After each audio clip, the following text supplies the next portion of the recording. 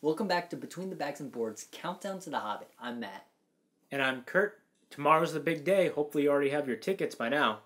But to tide you over for the next few hours, we're going to be talking about the Rings of Power in Tolkien's Lord of the Rings. First, let's take a look at the Elven Rings. The three were created by the Elven Prince Celebrimbor. He created them alone so not to be influenced by Sauron. Sauron didn't even know of the Elven Ring's existence until he had created the One Ring. The first of the Elven Rings was Narya, or the Ring of Fire. It was held by Círdan, an Elven Lord, before he passed it on to Gandalf. Narya supposedly had the power to inspire others to resist tyranny. The second of the three was Nenya, the White Ring. It was given to Galadriel.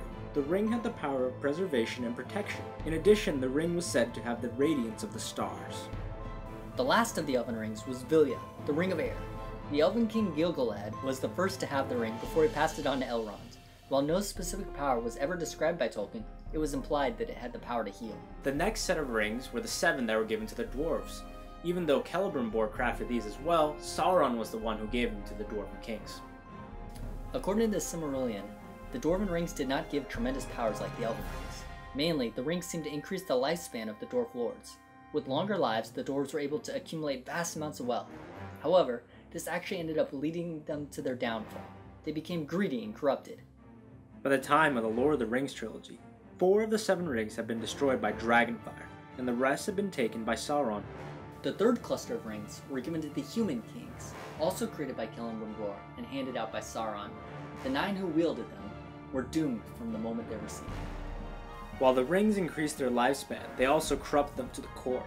They became empty shells of who they once were. Eventually, when Sauron created his One Ring, they were easily made slaves since so little of them remained. In the Lord of the Rings trilogy, we see them as the Nazgûl, or the Ring Race.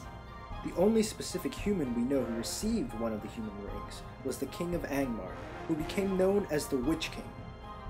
The last and most important ring was the One Ring, or the Ruling Ring. This ring was crafted by Sauron alone, and it had all the powers of the others amplified. In order to create the powerful ring, Sauron had to pour a significant portion of his power and soul into it. As long as he had the ring, this wouldn't be an issue because he would still have access to his power.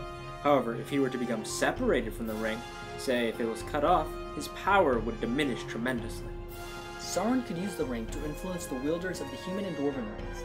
In his quest for power, he wouldn't have to defeat them through force, as he would be able to control their minds through their rings. It is important to note that since he didn't know of the Elven Rings, he couldn't exert the same influence over them. This gave the forces who had opposed Sauron a chance. The last alliance of elves and men marched on Mount Doom to stop him. When Isildur cut the ring from Sauron, he lost his power. Of course we know that Isildur took the ring for himself instead of destroying like he should have. He was eventually slain and the ring ended up in the hands of Gollum.